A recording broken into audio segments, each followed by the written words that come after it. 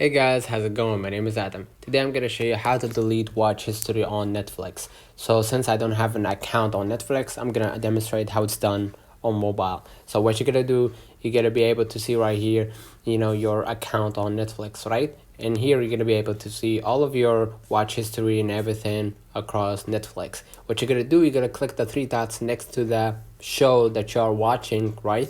And you're going to be able to see multiple options. And what you're going to do, you're going to be able to click remove from row, right? And you're going to be able to delete it or confirm your action that you want to delete this delete this show from your watching list, right? And basically after you confirm that you want to delete, basically you're gonna be able to delete the watch history straight away from your mobile. Let me know in the comments if this video helped you. Don't forget to like and subscribe, turn on the notification bell to receive every video we upload. Thank you for watching. See you in the next one.